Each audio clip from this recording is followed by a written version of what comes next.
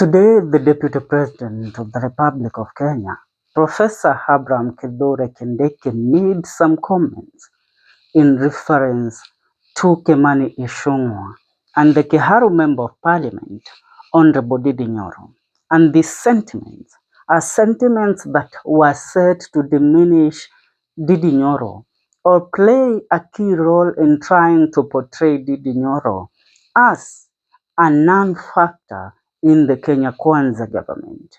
When I say these, I mean the sentiments that were made by Professor Abraham Kindiki as the DP of the Republic of Kenya today at his current residence were sentiments that were so clear that Ndidi Nyoro right now is not among the favorites in the Kenya Kwanza administration, and that right now he is not receiving the support that he was receiving before from the Kenya Kwanza administration.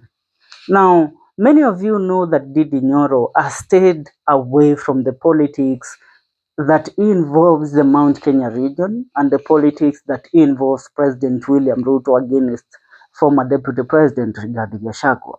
And a lot of people considered Ndidi Nyoro a loyalist to Rigathi Gachagua.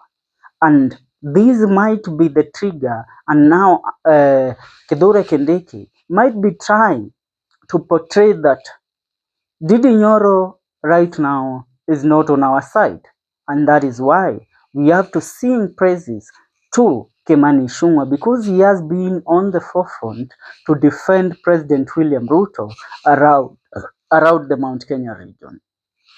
Now, I want you to listen to this statement very careful, because it speaks volumes on what the government of Kenya Kwanza thinks of Ndidi Nyoro. Deputy President Kindiki caused laughter after indirectly mocking KIHARU Member of Parliament Ndidi Nyoro, who doubles up as the chairman of Budget Committee and Appropriation, the chair of Budget and Appropriation Committee in the National Assembly. Speaking at his official current residence during a consultative forum with various Taita Taveta county leaders, Kindiki praised Kimani Ichungwah and in the event belittled Ndidi Nyoro. The Deputy President told the leaders that most of the developments require budget, and the person to push such is the National Assembly Majority Leader Kimani Ichungwah, and not Chairman of the Budget Ndidi Nyoro. Kindiki went ahead to indirectly dismiss the Chairman of Budget Ndidi Nyoro as someone very small when compared to Kimani Ichungwah, who is currently the leader of majority when it comes to the current government of Kenya Kwanza. I quote him. He says, "Many of the things we want to do for Taita Taveta require budget." Mwenye kusukuma hiyo maneno ni kiongozi wa wengi. Rais akishamaliza na maneno yake, mzigo inawekelewa huyo mtu Ichungwah. Wachana hata na chairman wa budget Ndidi Nyoro. Huyo chairman ni mtu mdogo sana. Listen to those words coming from the Deputy President of the Republic of Kenya. And he is referring to a man that together they were considered to be the kingpins of the Mount Kenya region, and were also considered to deputize President William Ruto in the 2022 general election. Anasema ni kama assistant chief na county commissioner. Listen, he is referring to Ndidi Nyoro as the assistant chief, while he gives Kimani Ichungwah the position as the county commissioner. What does this tell you? What does this tell you when it comes to the government of Kenya Kwanza and Ndidi Nyoro? Anasema sasa county commissioner ni Kimani Ichungwah, Kindiki said, causing laughter. Now DP Kindiki said this at his official current residence during a meeting with Taita Taveta leaders, and moments after meeting a section of Murang'a MPs. Ndidi Nyoro was conspicuously missing in the meeting, something that might arguably raise eyebrows. It is not the first time that Ndidi Nyoro has been at crossroads with the Kenya Kwanza regime, although he holds a very crucial position in the National Assembly, and also being one of the most performing He is the most performing member of parliament in the current parliament of the Republic of Kenya. So the deputy president referring to this man as an assistant chief in comparison to Kimani Ichungwah, who is the county commissioner, this tells you that Ndidi Nyoro is referred as a non-factor right now. You know, they are making comments to mock Ndidi Nyoro because Ndidi Nyoro has refused to sell the narrative of the Kenya Kwanza administration and how it is working for the betterment of the Republic of Kenya.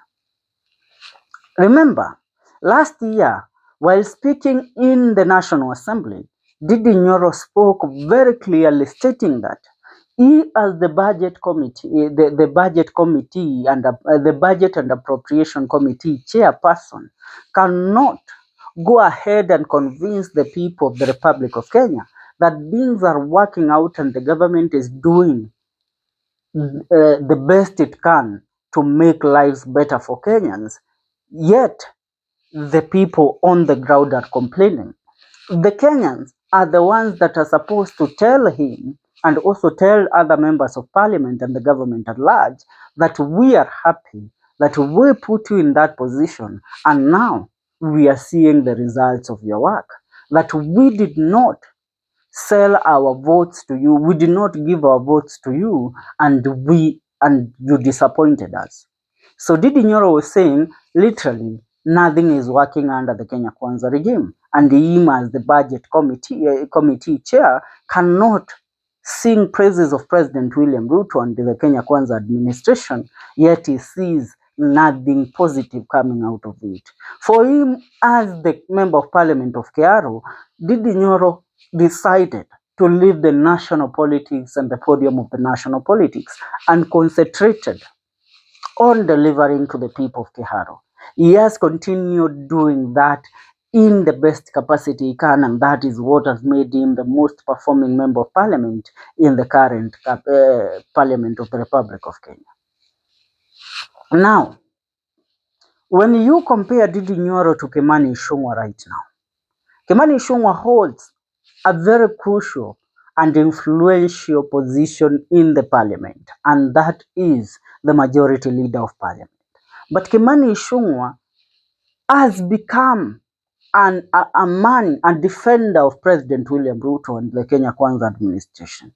Because tell me how Kimani Ichungwah, seated in presence of President William Ruto in the Western Kenya, sits down as Member of Parliament Dan Wanyama takes the podium and mocks the gamer community at large and the communities that fall under the gamer umbrella, yet he comes from the same communities.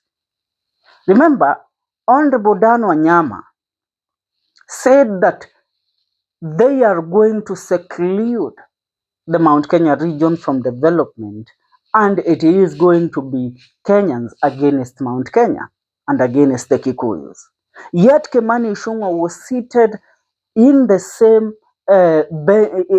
same committee that President William Ruto took to Western Kenya to popularize his Kenya Kwanza government and sell his development agendas and try to convince the Western part of Kenya that he is delivering to the people of Kenya and that he should be voted in for the second term to complete his work as the President of the Republic of Kenya. These are things that Ndidi Nyoro used to do back in the days while he was campaigning for the Kenya Kwanza government in the year 2021-2020 while he was a member of parliament after they defected from Jubilee and started the UDA and the Hustler Nation narrative.